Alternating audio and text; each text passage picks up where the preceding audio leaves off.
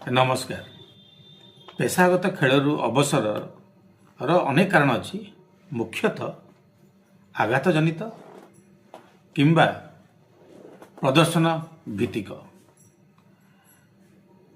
निकटरे साइना नेहवाल अवसर नहीं। मु चेष्टा करुच्ची साइना नेहवाल जीवन व्यापी दीर्घ 28 वर्षर संघर्ष, तांकर आघात जनित समस्या एवं एठू तो स्पष्ट भाव बारी होची से आघात जनित समस्या पर ही अवसर घोषणा करिसंती। से जेतेबेले 8 वर्ष बयस होते से पेशागत खेलाड़ी हिसाब से बैडमिंटन खेल आरंभ करते।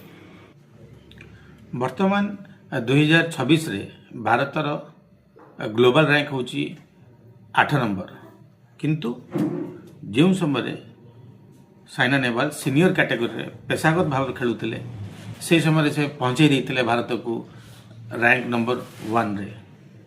तांकर योगदान निश्चित रूप से भारतर बैडमिंटन इतिहास रे लिपिबद्ध ही रहिबो।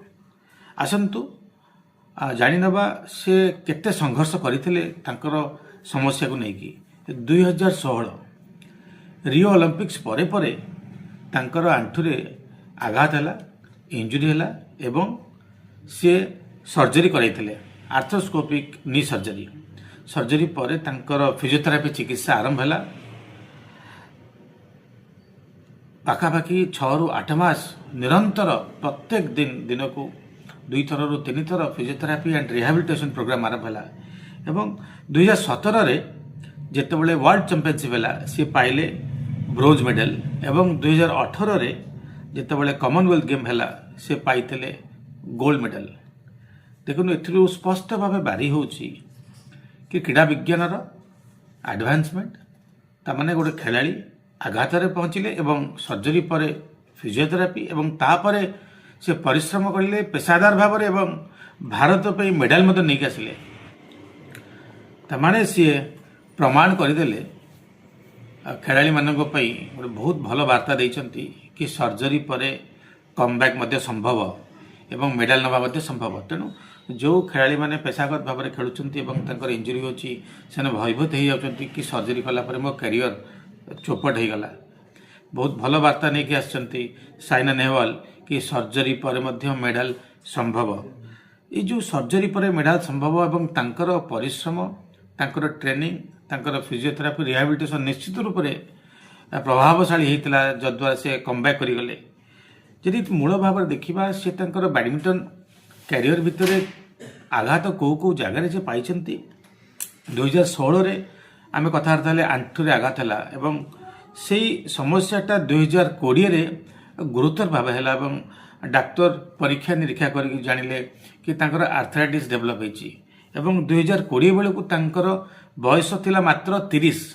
तामने आउ गोटे आम पाखे खबर पहुँचला। साधारणतः डाक्तरी छात्र हिसाब से आम मैंने जहाँ पढ़ीलु कि 40 वर्ष पर आर्थराइटिस संभावना सृष्टि हुए।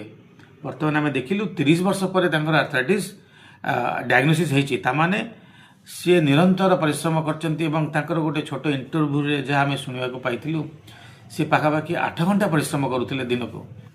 क्रीड़ा विज्ञान विशेषज्ञ मानक तामाने गोटे जरूरी सूचना हो गला।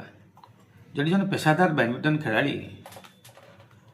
28 वर्ष धरी लगातार परिश्रम करछंती तामाने 40 वर्ष पूर्व जो बयस 30 होता 2020 रे से डॉक्टर डायग्नोसिस करते आर्थराइटिस होती।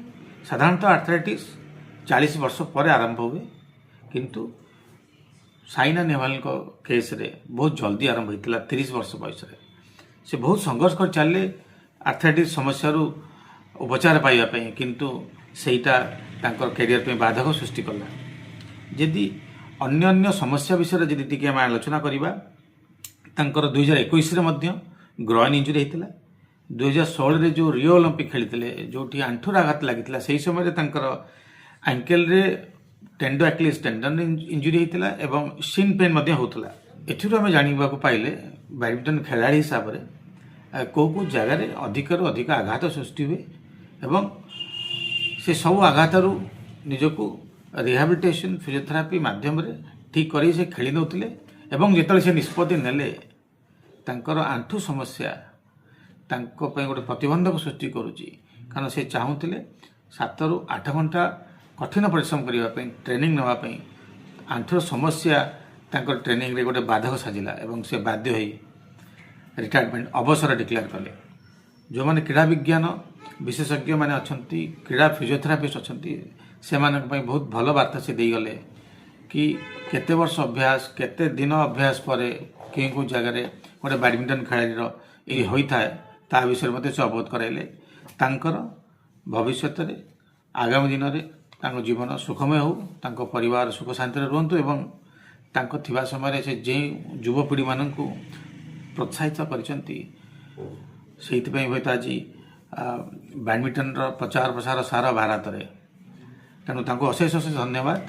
सी भारत को भारतर रैंक को तांको थिबा समय उच्च प्रदर्शन करी रैंक नंबर 1 करते मुझे जीवन सुखमय हो भगवान पाखे प्रार्थना करुच्ची। धन्यवाद।